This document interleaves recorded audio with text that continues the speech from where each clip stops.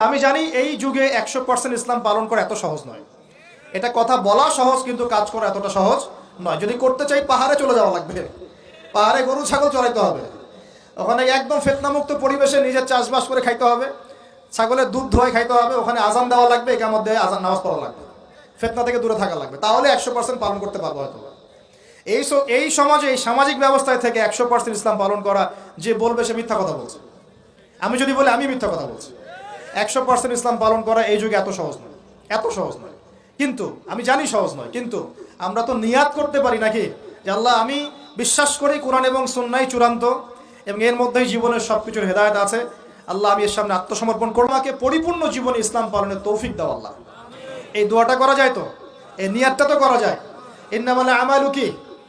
ইন্নামাল আমালু বিন্নিয়াত। কাজের ফলাফল ডিপেন্ড করে কিসের উপরে? নিয়াতের উপরে। তো নিয়াতটা করি ইনশাআল্লাহ। এখন নামাজ পড়তে পারছি, কালকে দাড়িও রাখবো ইনশাআল্লাহ। কালকে দাড়ি রেখেছি, পাক্কা মুসল্লি হয়েছি, ফরজ আদায় করছি, কালকে সুন্নত নফলও পড়বো ইনশাআল্লাহ। নামাজ ঠিক হয়ে গেছে আলহামদুলিল্লাহ, তাহাজ্জুদ পর্যন্ত পড়ছি। আমার অর্থনৈতিক জীবনে সুদও ছাড়বো ইনশাআল্লাহ, ঘুষও ত্যাগ করবো ইনশাআল্লাহ, অন্যের সম্পদ আত্মসাৎ করাও বন্ধ করবো ইনশাআল্লাহ, দুর্নীতি বন্ধ করবো ইনশাআল্লাহ। আজকে আমি মুসল্লি হয়েছি, আমার পরিবারে পর্দাও কায়েম করবো ইনশাআল্লাহ। আমার পরিবার ঠিক আছে ইনশাআল্লাহ, আমি সামাজিক দায়িত্ব পেয়েছি, আমি আমার সাধ্যমতো সমাজে ইসলাম প্রতিষ্ঠার চেষ্টা করবো ইনশাআল্লাহ। চেষ্টা তো করতে হবে, আল্লাহ পাক চেষ্টা দেখবেন। যদি চেষ্টাটাও না করি আল্লাহর কাছে কি জবাব দিব, কি মুখ দেখাবো? আমাদের সবাইকে নবী সাল্লাল্লাহু আলাইহি ওয়াসাল্লামের সামনে মুখ দেখাতে হবে না?